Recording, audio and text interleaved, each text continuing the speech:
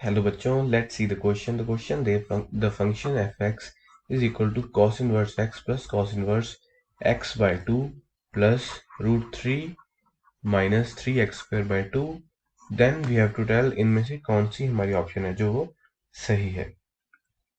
तो देखिए, first of all हम लिखते हैं यहाँ पे F X is equal to cos inverse x plus cos inverse X by two plus root three minus three X square by two. Okay, now अब अगर हम यहाँ पे देखें तो हम इसको लिख सकते हैं, फर्दर क्या लिख सकते हैं, देखिए F X can be written as cos inverse x plus cos inverse, देखिए यहाँ पे वन बाय टू को अलग लिखेंगे multiplied by X plus plus. अब यहाँ पे देखिए, अगर हम बात करें root three plus three X square को हम कैसे लिख सकते हैं, तो अगर यहाँ पे रूट थ्री हम कॉमन निकालें तो हमारा क्या आ जाएगा, root three by two common निकाले, यहाँ पे आएगा ब्रैकेट, ब्रैकेट के अंदर क्या आएगा, root one minus X square.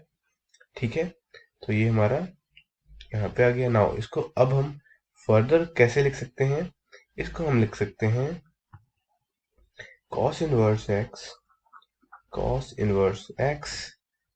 Plus cos inverse one by two multiplied by X plus, अब देखिए रूट थ्री बाय टू को हम क्या लिख सकते हैं, one minus one by four multiplied by root one minus X square. ठीक है, तो ये ऐसे आ गया हमारा।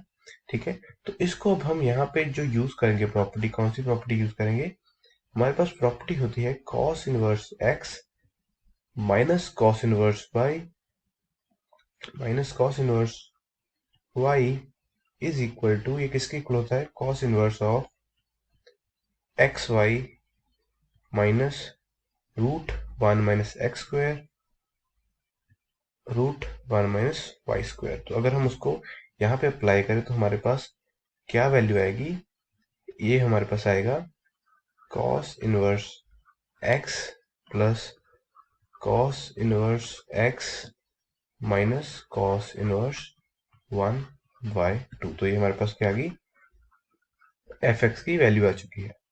नाउ अब हम देखेंगे ये हमारा फंक्शन एफ एक्स क्या आएगा, f x will become two cos inverse x minus of cos inverse one by two, और ये किसके लिए होगा, for x less than one by two. ठीक है, एंड सिमिलरली ये फंक्शन जो होगा f x will become cos inverse x plus cos inverse one by two minus cos inverse x for x greater than और equal to one by two, ताकि जो हमारा overall function है वो क्या रहे, पॉजिटिव रहे। ठीक है, तो अब हम फाइंड करेंगे कि ये क्या हमारे इंक्रीजिंग है या डिक्रीजिंग है। तो अगर यहाँ पे देखें हम एफ डैश एक्स फाइंड करें तो हमारा एफ डैश एक्स क्या आएगा, minus two divide by root one minus X square. अब देखिए वन माइनस एक्स स्क्वायर क्या है, एक डिक्रीजिंग एक इंक्रीजिंग फंक्शन है, और minus two by one root one minus X square क्या होगा, ये लेस देन जीरो होगा, तो हम कह सकते हैं it is a decreasing function. ये क्या है, डिक्रीजिंग फंक्शन है।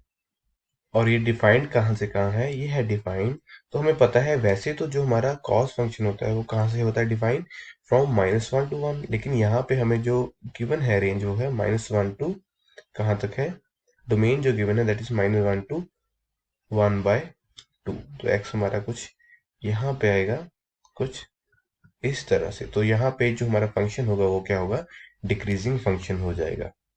तो अब अगर हम इस फंक्शन की रेंज फाइंड करें तो वो कैसे आएगी, देखिए यहाँ पे जो हमारा F bracket one by two आएगा दैट विल बी क्या आएगा, देखिए अगर वैल्यूज पुट करें वो आएगा हमारा पाई बाय थ्री, और जो हमारा एफ माइनस वन आएगा वो क्या आएगा, वो आएगा हमारा फाइव पाई बाय थ्री।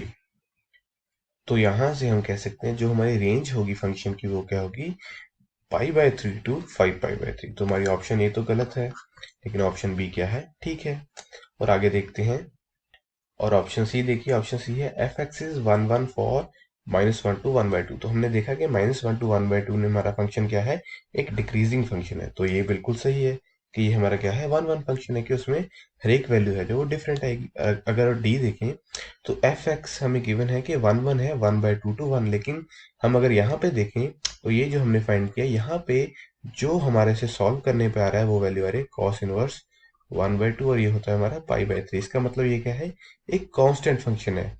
और कोई भी कांस्टेंट फंक्शन है जो वो क्या नहीं हो सकता, वो 1 1 नहीं हो सकता। और इसकी डोमेन क्या है, हमें गिवन है 1/2 टू 1। तो ये हमारी स्टेटमेंट क्या हो जाएगी, गलत हो जाएगी।